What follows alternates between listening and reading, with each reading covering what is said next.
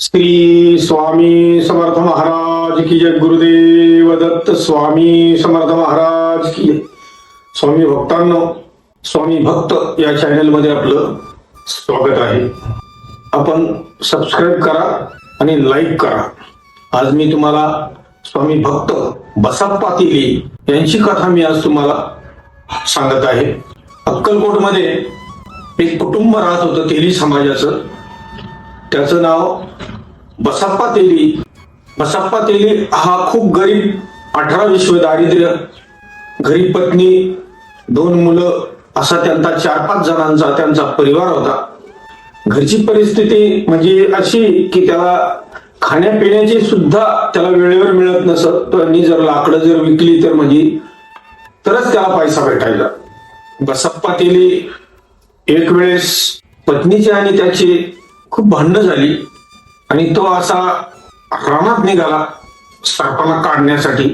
आणि तो सरपण काढत असताना, तो जंगलात गेला असताना त्याला एका झाडाखाली एक काट्याचा फास होता आणि त्याने ते लांबून ते दृश्य बघितलं. त्या काट्याच्या फासावर काहीतरी दिसतंय म्हणून तो त्या काट्याच्या फासाकडे गेला आणि त्यांनी ते बघितलं तर स्वतः भगवान स्वामी समर्थ महाराज त्या काट्याच्या फासावर ते झोपलेले होते. त्यांनी बघितलं, बापरे म्हणे, आता हे तर साक्षात भगवानच दिसतात म्हणे. परमात्माच स्वतः असल्याशिवाय असे चमत्कार होऊच शकत नाही. तिथे त्यांनी स्वामी महाराजांचं दर्शन घेतलं. स्वामींच्या सोबतच राहायला लागला. स्वामी जिथे जातील तिथे तो स्वामी सोबत असायचा. स्वामींनी त्याचं मनोगत ओळखलं. दिवस मावळाच्या वेळेस स्वामी असे जंगलाच्या दिशेने निघाले आणि तो स्वामींच्या पाठीशीच तो चिटकला होता. म्हणजे स्वामी बरोबरच तो चालायला लागला आणि स्वामी बरोबर जात असताना दिवस मावळला, अंधार पडायला लागला. कोले श्वापद आरडा ओरडायला लागले. हा घाबरायला लागला. स्वामी पुढं हा माग, स्वामी पुढं हा माग. पण अंधार पडला आणि स्वामींना वाटलं आता आपण काहीतरी चमत्कार करू. स्वामींनी असा चमत्कार केला की स्वामी भोवती चहूकडे मोठमोठाले सगळे नागच दिसायला लागले, सगळे सर्प दिसायला लागले आणि तो पाठीमागे राहिला होता. त्यांनी ते सर्प दिसल्यानंतर तो पण घाबरला. म्हणला, स्वामी म्हणले त्याला, भेऊ नकोस, मी तुझ्या पाठीशी आहे. तुझं नशीब उदयाला आलंय म्हणे. घे म्हणे तुला काय सर्प घ्यायचे याच्यामधून आणि घरी जा आणि सुखाने संसार कर. आता स्वामींनी सांगितलं. त्याने त्याच्या जवळ एक पंचा होता आणि तो पंचा कसा घाबरून त्यांनी एका सर्पावर टाकला आणि त्यांनी सर्पावर टाकून तो सर्प घेतला आणि तसाच त्या पंचामध्ये गुंडाळला. आणि स्वामींनी त्याला सांगितलं, तू जा आता घरी. तो तेथून निघाला. तिथून निघाल्यानंतर घरी आला.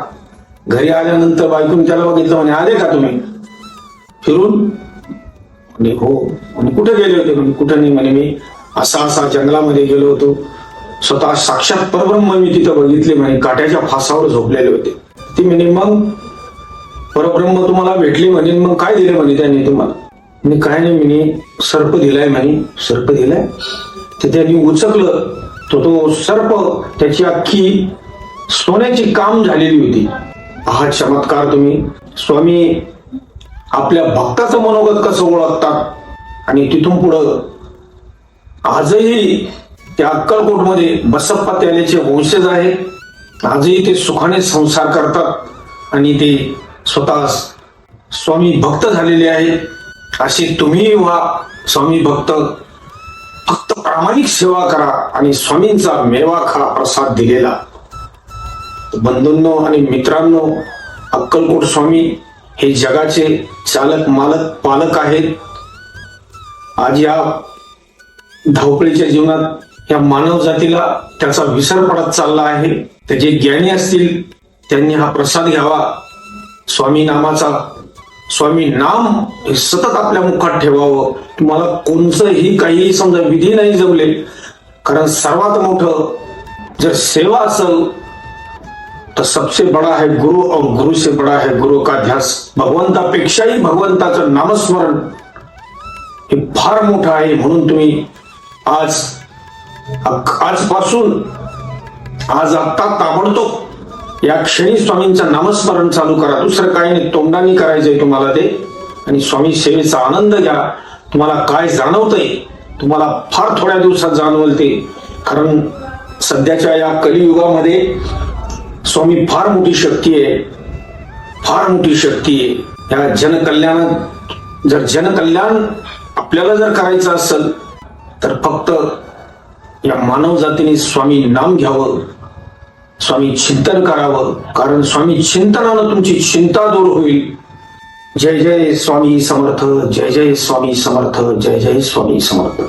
अनंत कोटी ब्रह्मांड नायक भगवान स्वामी महाराज की जय हो. ब्रह्मीभूत मोरे दादा की जय हो.